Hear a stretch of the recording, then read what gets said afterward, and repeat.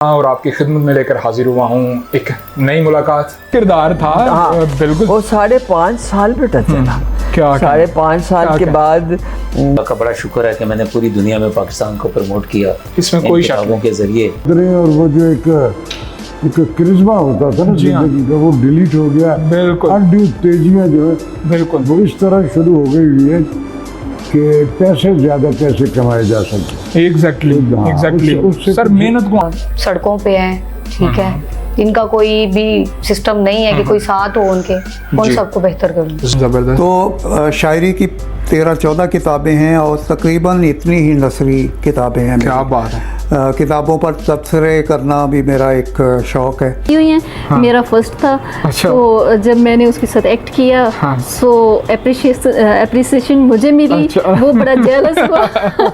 जिनको क्रेज हो ना, हाँ। उनके लिए मुश्किल नहीं है। अच्छा। जिनको टैलेंट हो वो उनके लिए मुश्किल नहीं है। मैं यही कहूँगी। फैमिली में मुस्लिम मॉडल स्कूल से मैट्रिक किया था। मुस्लिम सेंट्रल मॉडल के सामने, कचहरी के सामने। अच्छा, कॉर्नर पे। क्या बात है। जो जर्रा जर्रा है मुझे प्यारा है। अल्हम्दुलिल्लाह, क्या बात है। हाँ जी, पाकिस्तान का जर्रा जर्रा प्यारा है।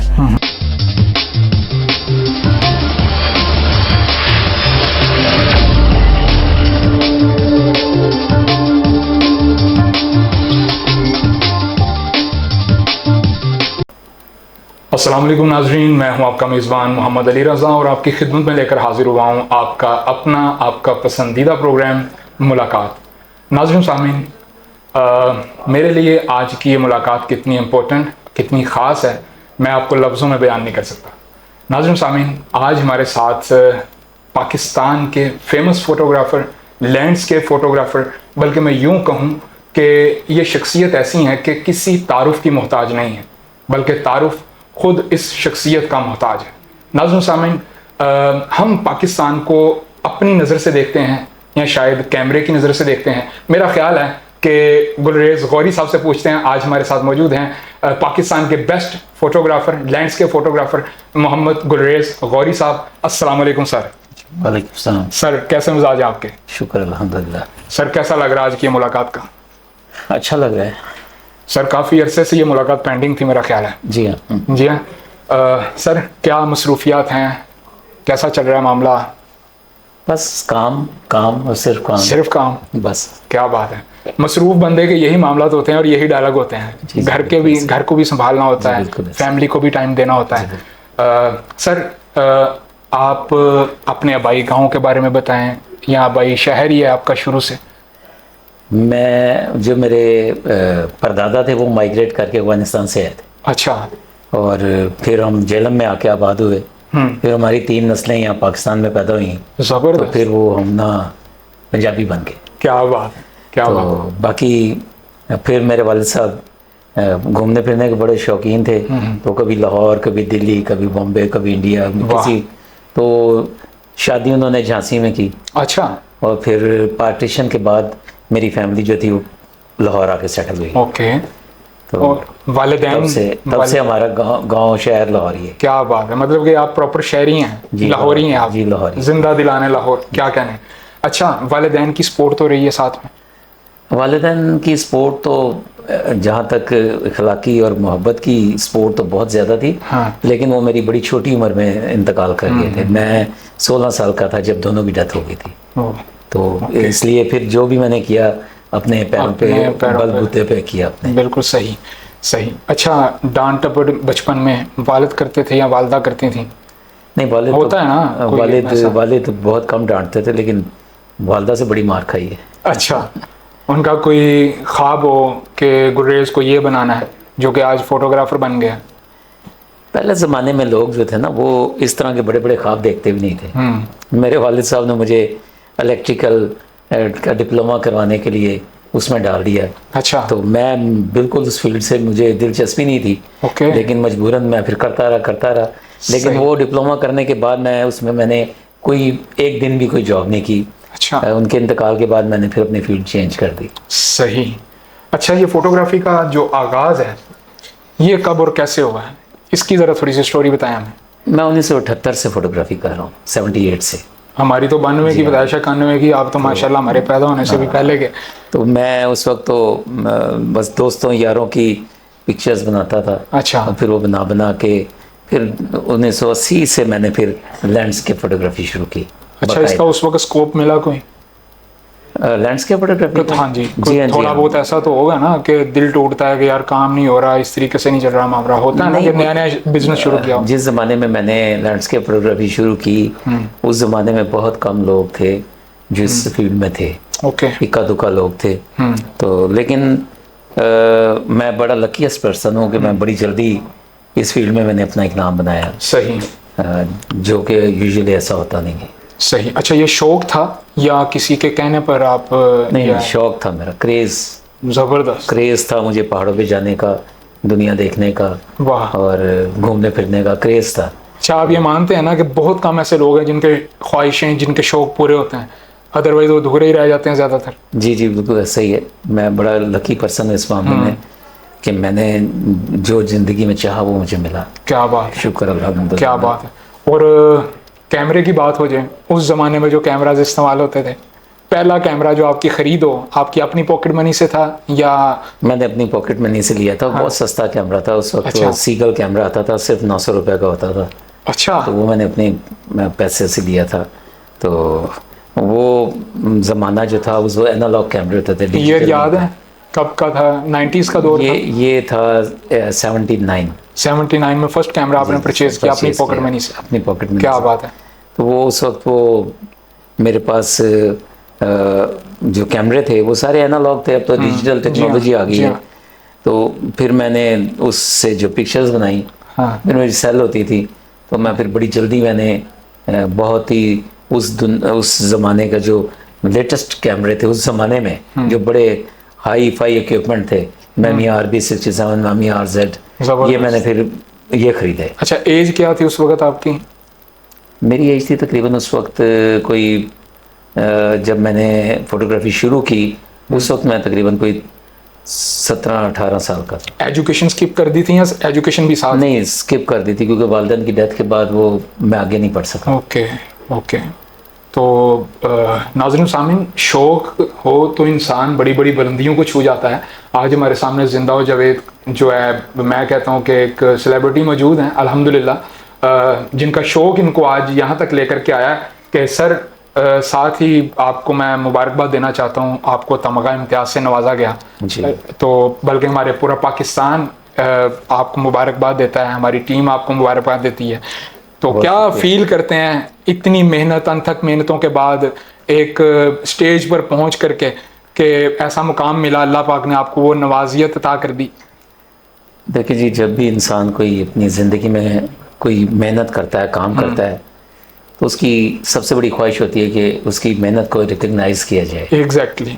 तो मैं बड़े अरसे से इस सोच में था, लेकिन मैंने कभी कोशिश नहीं की थी। मुझे बहुत सारे लोग कहते थे कि यार आप क्यों नहीं कोशिश करते? तो मैं कहता था यार जब अल्लाह ने ये देना होगा ना तो खुद ब खुद ही सब कुछ रास्ते बनेंगे और सब कुछ खुद ब खुद ही होगा। बिल्कुल ऐसे ही। तो वैसे ही हुआ कि जब मुझे तमगा इम्तियाज़ मिलना था तो बैठे बैठे एकदम बस रास्ता बना। क्या और बात, तमगा इम्तियाज़ मिल गया। क्या बात। तो ये अल्लाह पाक ने हर चीज़ का एक वक्त मुकर्रर किया है और उस वक्त से पहले कभी भी कुछ नहीं हो सकता, कोई शक नहीं इसमें। अच्छा सर, इस फील्ड में आने से पहले काफ़ी मुश्किलात का भी सामना करना पड़ा होगा, फाइनेंशियली भी और वैसे भी फैमिली मेम्बर्स के साथ अपने कारोबार को, बिज़नेस को साथ रख के देखना, फैमिली मेम्बर्स को भी साथ में सपोर्ट करना, ये काफ़ी चीज़ें जो है अनकम्फर्टेबल इंसान महसूस करता है। तो आपको क्या मुश्किलात का सामना करना पड़ा है? बहुत ज़्यादा फाइनेंशियल। ओके। फाइनेंशियल मुश्किलात तो बहुत ज़्यादा थी क्योंकि फ़ोटोग्राफी जो शौक़ है वो बड़ा एक्सपेंसिव। क्योंकि आपका जो ये जवाब है ना, हमारे आजकल के जो स्ट्रगलर्स हैं उनके लिए बड़ा इम्पोर्टेंट होगा। तो ये उस वक्त फ़ोटोग्राफी का शौक़ उस वक्त भी बड़ा एक्सपेंसिव था और बंदा अफोर्ड नहीं कर सकता था। और दूसरी बात ये फिर ट्रैवलिंग, तो क्योंकि मैं ट्रैवल फोटोग्राफर हूँ तो ट्रैवलिंग के लिए भी सरमाया चाहिए। तो फोटोग्राफी करने के लिए फिल्में चाहिए, डेवलपिंग के लिए फिल्में चाहिए, तो अच्छे कैमरे चाहिए, तो बड़ा महंगा शौक़ था। तो बस मैंने बहुत मेहनत की, बहुत ही स्ट्रगल की।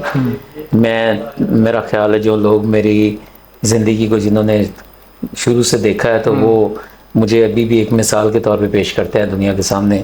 तो मैंने बड़े मेहनत और हलाल रिज़्क से ये सब कुछ बनाया और अपना सारा शौक भी पूरा किया। क्या बात है। और दुनिया भी घूमी सारी। नाज़रीन सामीन, मैं आपको बताता चलूँ कि सर गुरेज गौरी साहब साथ बैठे हुए हैं, ये मेरे लिए एजाज़ की बात है।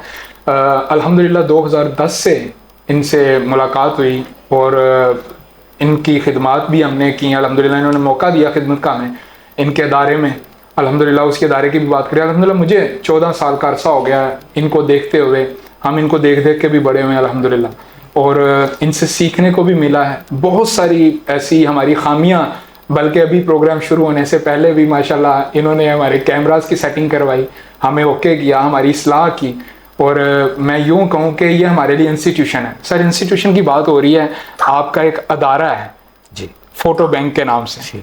तो सर इस फ़ोटो बैंक को बनाने का मकसद क्या है, और क्या फ़ोटो बैंक क्या सोच के ये नाम रखा आपने? मैं असल में मेरा जब मैंने फोटोग्राफी स्टार्ट की थी तो मैंने ग्लैमर फोटो कॉर्नर के नाम से स्टूडियो बनाया था। तो मैं इतना मुतमईन नहीं था उससे। तो एक दिन रात को मैंने ख्वाब देखा कि मेरी एक बहुत बड़ी कंपनी है जिसका नाम फोटो बैंक है, और उसकी दुनिया में दुनिया बड़ी जानती है और बड़ा नाम है उसका दुनिया में।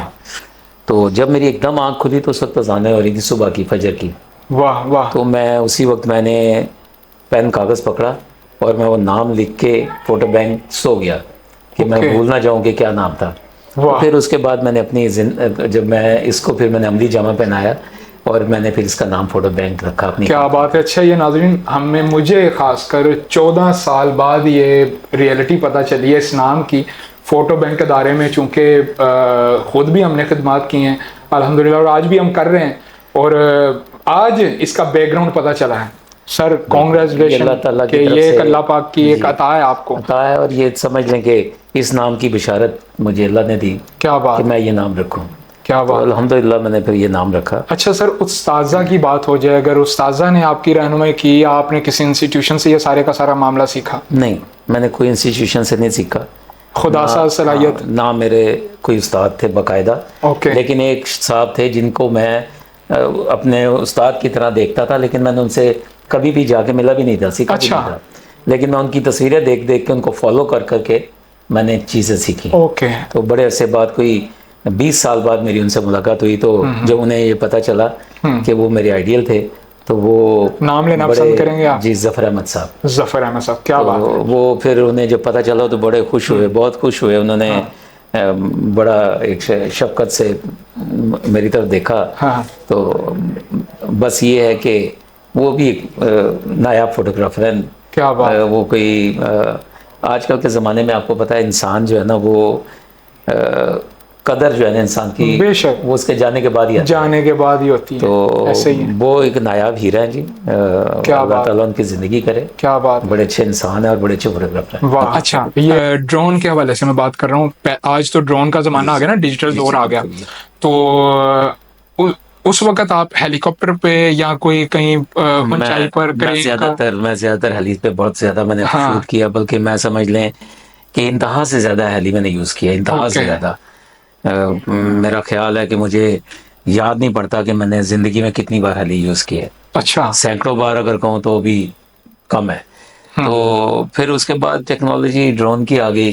तो हेली जो था वो पहले तो आसानी से मैं ले लेता था, फिर आस्ता आस्ता हमारे मुल्क की हालात पेचीदा होते गए, तो फिर वो हेली लेना भी चला ना एक मसला बनता चला गया। बिल्कुल ऐसे ही। तो फिर अल्लाह ने करम किया कि ड्रोन की टेक्नोलॉजी आ गई। अभी मैं ज़्यादातर काम 80% में ड्रोन भी करता हूँ। ज़बरदस्त। अच्छा, वो क्वालिटी, वो वर्क आज के ड्रोन के ऊपर आ जाता है, वही चीज़? बिल्कुल आ जाता है, और बड़े अच्छे टेक्नोलॉजी आ गई, बड़े अच्छे कैमरे आ गए। अच्छा। हाँ बिल्कुल आ जाता है, और अनबिलीवेबल रिजल्ट्स है। क्या बात है। अच्छा, मैं एक बात कहना चाहूँगा कि पाकिस्तान आर्मी के हवाले से हमने सुना है कि आप ही का डायलॉग है कि अगर पाकिस्तान आर्मी आपके साथ ना होती तो गुरेज गौरी आज इस मुकाम पर ना होता। इसके बारे में आप क्या कहते हैं? दुरुस्त है ये। बिल्कुल ठीक है। यानी कि मुझे सबसे ज़्यादा इस फील्ड में जिन्होंने मेरी पजीराई की और सपोर्ट किया पाकिस्तान आर्मी है। क्या बात है। ISPR को हालांकि बेशुमार फोटोग्राफर हैं और भी, लेकिन सिर्फ ये है कि वो जो मेरे अंदर एक जज्बा था ना अपने वतन के लिए, वो उनको बहुत पसंद था, वो बहुत मुझे लाइक करते थे इस वजह से। ओके। तो अल्लाह का शुक्र है कि उन्होंने मुझे वो एरियाज में रसाई दी जो कि मैं अकेला नहीं कर सकता था। ओके। तो मैं शुक्रगुजार हूँ अपनी फौज का, और बड़ी दुआएं हैं मेरी फौज को अल्लाह ताला हमेशा सलामत रखे और बरकरार रखे। क्या बात है, इसमें कोई शक नहीं। पाकिस्तान आर्मी वैसे भी हमारी सरहदों की हिफाजत कर रही है अल्हम्दुलिल्लाह। बेशक। इसमें कोई, अगर हम आराम की नींद सोते हैं तो वो हमारे नौजवान सरहदों पर जाग भी रहे, तो उनका जागना ही आज हमारे लिए नेमत बन करके सामने आया हुआ है कि जो अल्हम्दुलिल्लाह आज हम पाकिस्तान में चैन की नींद सोते हैं। नाज़रीन सामीन, गुलरेज गौरी साहब से बातें जारी हैं। अच्छा सर, बात हो जाए दोस्तों की। दोस्ती बड़ी इम्पोर्टेंट है जी, बिल्कुल। दोस्तों के बगैर मेरा ख्याल है कि जिंदगी गुजारना जो है ना, ऐसा है कि जैसे इंसान सेहरा में अकेला सफर कर रहा है। जी बिल्कुल ऐसे ही। तो दोस्तों में आप किन के नाम लेना पसंद करेंगे अब तक जो आपके हैं और नहीं भी हैं? असल में देखें जी, सबसे ज्यादा जो दुनिया में अमीर शख्स है ना, वो है जिसके अच्छे दोस्त हों। ठीक है, बेशक। और मैं इस मामले में बड़ा लकी पर्सन हूँ कि अल्लाह पाक ने मुझे बहुत अच्छे दोस्त दिए हैं। मेरे सारे ही दोस्त बहुत अच्छे हैं, लेकिन मेरा एक बचपन के जो दोस्त थे, अल्लाह जन्नत नसीब करे, रियाज गौरी साहब, जिनका भी कोई 1.5-2 साल पहले इंतकाल हो गया। वो एक मेरी जिंदगी का एक ऐसा हिस्सा थे जिनको मैं कभी भी अपनी जिंदगी से निकाल नहीं सकता।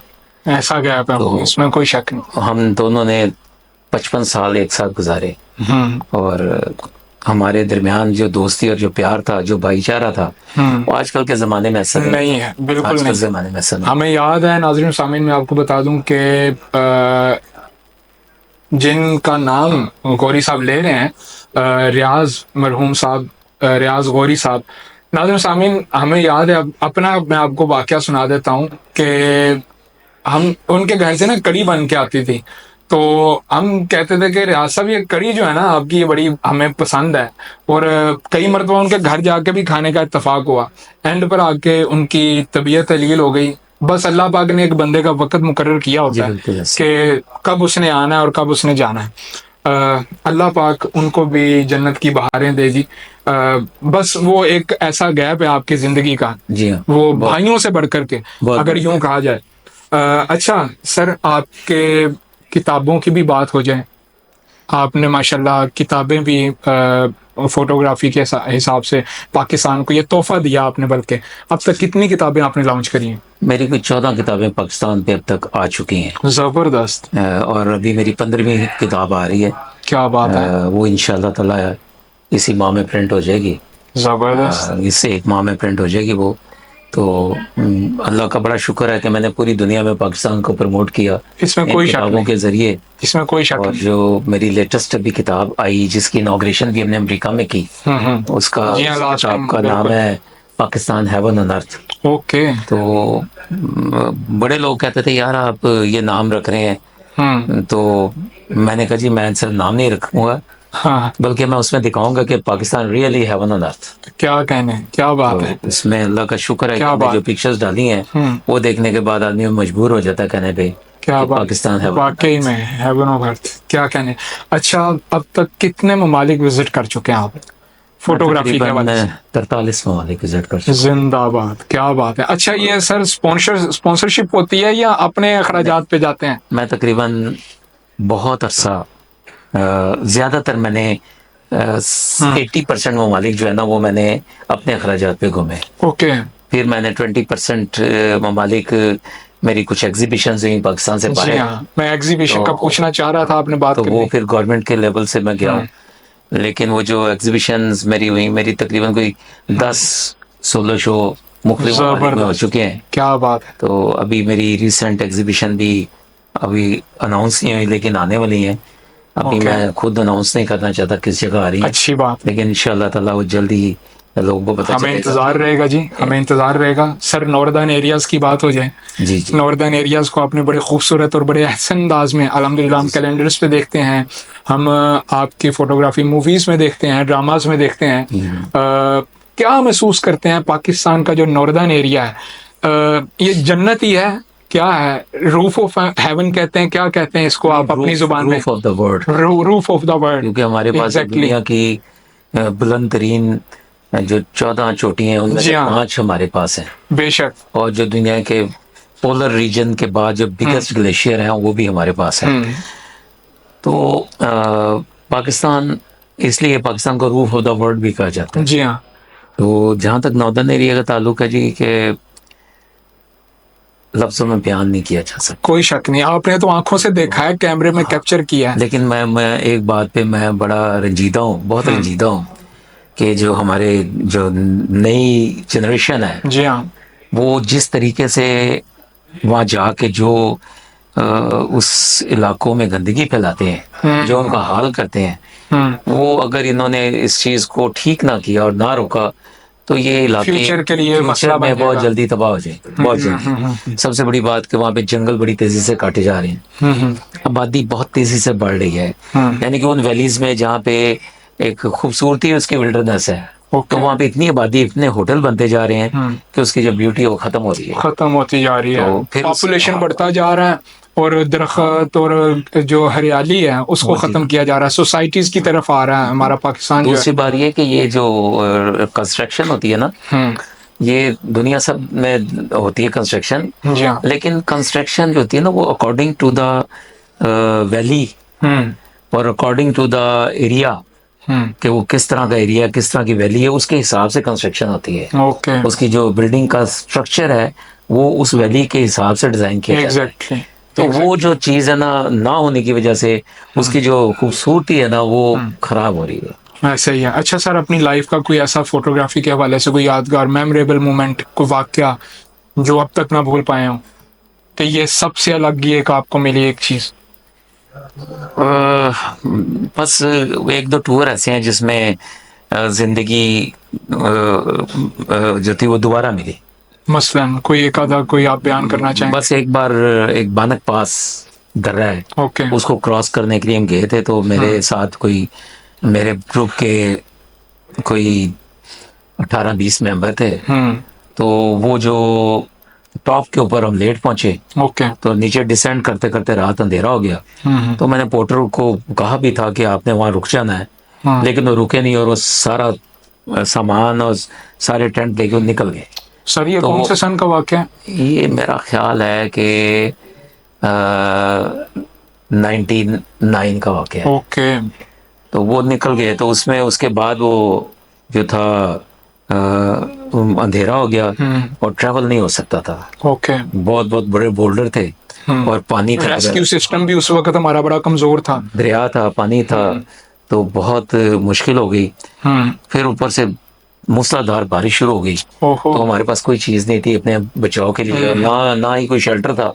अच्छा। तो सारे बुरी तरह भीग के और हालत उनकी इतनी बुरी हो गई हम लोगों की, क्योंकि 16,000 फुट पे थे हम। ओके। तो वो हालत इतनी बुरी हो गई कि वो जिंदा रहना मुश्किल हो गया।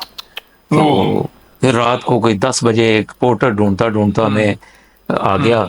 तो वो फिर उसके पास एक टेंट था जो कि 3 पर्सन उस टेंट में गुजारा करते हैं। तो हम तकरीबन 20 लोग उसमें घुस के और बड़ी बुरी रात हमने काटी, बड़ी तकलीफ दे रात। यानी वो आपके लिए बड़ा ही अनफॉरगेटेबल मोमेंट्स थे आपके, बिल्कुल। ना भूलने वाले लम्हात। सारी रात शदीद और मूसलाधार बारिश थी और उस छोटे से टेंट में 20 पर्सन बड़ी मुश्किल से घुसे और बड़ी बुरी हमने रात गुजारी जो कभी नहीं भूल सकती। बिल्कुल। अच्छा सर, आजकल की जो फोटोग्राफी है और आपके वक्त की जो फोटोग्राफी है, आज नौजवान जनरेशन इस फील्ड को शौकिया तौर पर अब खींच रही है अपनी तरफ, क्या ये बिजनेस के लिए उनके लिए परफेक्ट है ये मामला, या ये सिर्फ शौक की हद तक ही ठीक है उनके लिए? हमारे पाकिस्तान में लैंडस्केप फोटोग्राफी का कोई चार्म नहीं है, कोई अपॉर्चुनिटी नहीं है, कोई इसकी कोई मार्केट नहीं है कि जिससे किसी ज़माने में बहुत हुआ करती थी, तो अभी बहुत ही ना होने के बराबर हो गई है। तो जिसकी वजह से हालात इस तरह होने की वजह से ना बहुत ज़्यादा लोग जो है जो इस फील्ड में आते हैं मायूस हो जाते हैं। तो हमारा तो हम सरवाइव जो किया हमने, उसकी वजह ये है कि हमारे पास एक ह्यूज कलेक्शन थी जो हमने इन 43 सालों में जमा की। बिल्कुल सही। तो मेरे पास टोटल 1.2 मिलियन पिक्चर्स हैं। जबरदस्त। तो 1.2 मिलियन पिक्चर्स जो है ना वो होने से, हमारे पास इतनी कलेक्शन होने से हम सरवाइव कर गए। अदरवाइज जो नए बच्चे आते हैं उनके लिए बहुत ही मसले हैं। मसाइल हैं। यानी आप कहते हैं कि वो स्टडी पर तवज्जो दें, अपना अलग से बिजनेस रखें और इसको शौक की इसको शौक की हद तक रखें, और अगर अल्लाह मियां आपकी बाजू पकड़ लेता है तो वेल एंड गुड। आज सर आपकी बकौल के आज ऑनलाइन हम क्लिक करते हैं और पिक्चर परचेज कर लेते हैं, तो आज की न्यू जनरेशन को अंडरस्टूड है कि आज प्रॉब्लम का सामना करना ही पड़ेगा। आपके दौर की लैंडस्केप फोटोग्राफी और आज के दौर की जो फोटोग्राफी है, इसमें तो ज़मीन आसमान का फ़र्क है। आज हम ऑनलाइन परचेज कर लेते हैं आपकी पिक्चर्स, ठीक है, आपके पास आके परचेज कर लेते हैं। आज की नौजवान जनरेशन कहाँ पर अपनी पिक्चर सेल करेगी और कौन लेगा इनकी पिक्चर्स? बात ये है कि जो बच्चे आईटी में बहुत होशियार हैं, वो पाकिस्तान से बाहर जो दुनिया है वहाँ पे वो पिक्चर सेल करके अच्छा अर्न कर लेते हैं। सही। लेकिन जिन बच्चों को इसके बारे में ज्यादा हाव नॉलेज नहीं है, वो प्रॉब्लम है उनके लिए। अब हम भी अब मजबूर होके इस तरफ आ रहे हैं क्योंकि पाकिस्तान में मार्केट नहीं है। ऑनलाइन करना बहुत जरूरी हो गया है, फ्रीलांसिंग का आज जमाना है, तो ऑनलाइन सेल एंड परचेसिंग जो है बहुत जरूरी हो गई। अच्छा सर, आजकल की नौजवान जनरेशन को कोई सलाह दे दें, कोई मशवरा दे दें? नए बच्चे कुछ बड़ा अच्छा काम भी कर रहे हैं, बड़ा बड़ा बेहतरीन काम कर रहे हैं, अनबिलीवेबल, यानी कि हम समझते हैं हमसे भी अच्छा कर रहे हैं। सही। तो वो चंद है। सही। तो लेकिन जिस तादाद में फोटोग्राफर मौजूद हैं, उस हिसाब से वो बड़े थोड़े हैं, मुख्तसर लोग हैं जो अच्छा काम कर रहे हैं। आपके शागिर्दों में भी कोई है? जी हाँ, मेरे शागिर्दों में भी है। आज जाहिर सी बात है, आप एक ब्रांड है, एक अल्हम्दुलिल्लाह अल्लाह पाक ने आपको एक मुकाम दिया है, एक नाम दिया है, तो कोई ऐसा कामयाब शागिर्द जिसका आप नाम लेना पसंद करेंगे कि आज ये मेरा बच्चा जो है, आज ये मेरा स्टूडेंट जो है, आज इस फील्ड में यहाँ तक है? नहीं, बहुत सारे हैं मेरे दोस्त शागिर्दों में, रिजवान, आतिफ, अदनान, अतीक गौरी, अच्छा, और फिर उसके अलावा कुछ नदर एरिया में बच्चे हैं। तो बहुत सारे शागिर्द हैं जिन्होंने बड़ा नाम पैदा किया। जबरदस्त। मैंने तो इतने शागिर्द पैदा किए हैं कि शायद किसी ने भी ना इतने शागिर्द पैदा किए हों। क्या बात है। तो अल्लाह का शुक्र है, अल्हम्दुलिल्लाह जी, हमें भी फख्र है, हम भी इन्हीं के स्टूडेंट्स में आते हैं, गुलरेज गौरी साहब के। मेरे लिए तो ये एजाज़ की बात है नाज़रीन सामीन, ये इंटरव्यू जो है ये मेरे लिए एक असासा है। और सर, सियासत में कोई दिलचस्पी? सियासत में दिलचस्पी जो होती है ना, मैं अपने आप तक रखता हूँ। मैं किसी ज़ातियात पे नहीं, प्लेटफॉर्म पे जाके या किसी, जैसे आप मेरा कभी भी कोई भी अकाउंट देख लें, मैं उस पर कोई सियासी पोस्ट नहीं लगाता। सही। क्योंकि मैं कंट्रोवर्शियल नहीं बनना चाहता। क्या बात है। तो मैं, सियासत मेरी है, लेकिन मैं उसे अयां नहीं करता दुनिया में। अच्छा, बहुत अच्छी बात है, बहुत अच्छी बात है। अपने तक की मामलात रहे तो अच्छी बात है। ये आजकल तो मेरा ख्याल है। और दूसरी बात ये कि मैं सियासी, जुनूनी सियासी नहीं हूँ। अच्छा। जैसे आजकल की सियासत है, तो मैं इसे सरदर्द नहीं लेता। ओके। लोग जिस तरह जुनून हद तक सवार कर रिश्ते टूट जाते हैं रिश्ते टूट जाते हैं, इसमें कोई शक नहीं। अच्छा सर, अगर आपको सियासत में कोई ऐसा प्लेटफॉर्म मिल जाए, आने का मौका मिल जाए, तो पाकिस्तान में क्या बेहतरी लाने की कोशिश करें? पहली बात तो ये है कि मैं कभी भी इसमें आना नहीं चाहूंगा। नहीं, अगर आ जाते हैं तो? दूसरी बात ये है कि अगर आ जाता हूँ तो मैं टूरिज्म को ऐसे उठाऊंगा, क्या बात, ये लोग सोच भी नहीं सकते कि टूरिज्म कहाँ से कहाँ में ले जाओ। क्या बात है, क्या बात। टूरिज्म एक ऐसा हमारे पास इख्तियार है और एक ऐसी फील्ड है टूरिज्म कि जिससे हम इस मुल्क की तकदीर बदल सकते हैं। जबरदस्त। अगर हम टूरिज्म को सही तरह इस मुल्क में प्रमोट करते हैं और पूरी दुनिया के टूरिस्ट को अट्रैक्ट कर लें, तो मेरा ख्याल है हमारे आधे से ज्यादा बजट हमारा टूरिज्म से। क्या बात है, क्या बात। ये बहुत अच्छी एक सीख है हमारे लिए इसमें। अगर ऐवानों तक ये बात पहुंच जाए तो आज हुकूमत पाकिस्तान को पैगाम देना चाहते हैं हमारे चैनल के तवस्सुल से? बस यही पैगाम देना चाहता हूँ जी कि ये जो इतना खूबसूरत मुल्क है, इसको बचा लें, इसको तबाह होने से बचा लें। क्या बात है। और टूरिज्म को सही तरह प्रमोट करें और सही जो लोग, जो काम करने वाले लोग हैं वो लेके आए। सियासी पोस्टें मत दें, ऐसे लोगों सिर्फ डायलॉग बाजी ना करें, ऐसे लोगों को लाएं जो इस फील्ड में पूरा नॉलेज रखते हैं, जो इस फील्ड को समझते हैं, जानते हैं, जिनको पता है कि टूरिज्म किस तरह प्रमोट हो सकती है। क्या बात है। वो लोगों को लेके आए, ऐसे लोगों को मत लाएं जो एक सियासी बंदे हैं जिनको उन एरियाज का भी नहीं पता कि ये एरिया किधर है और क्या इसका ज्योग्राफी है। तो ये जो चीजें हैं ना, ये बड़ी जरूरी है कि right man on the right seat होना चाहिए। जबरदस्त, क्या बात है। नाज़रीन सामीन, मुझे तो आज की मुलाकात से बहुत मज़ा आया। उम्मीद करता हूँ कि आप भी बड़ा लुत्फ़अंदोज़ हुए होंगे आज की हमारी इस मुलाकात से। नाज़रीन सामीन, प्रोग्राम का वक्त ख़त्म हुआ चाहता है। गुलरेज़ गौरी साहब से माशाल्लाह बड़ी बेहतरीन गुफ्तगू रही, बड़ी बेहतरीन मुलाकात रही। उम्मीद है सामीन आइंदा तक के लिए, नई मुलाकात के लिए, तब तक अपने मेज़बान मोहम्मद अली रज़ा और हमारे मेहमान गुलरेज़ गौरी साहब को इजाज़त दीजिए। अल्लाह निगहबान, पाकिस्तान जिंदाबाद। शुक्रिया।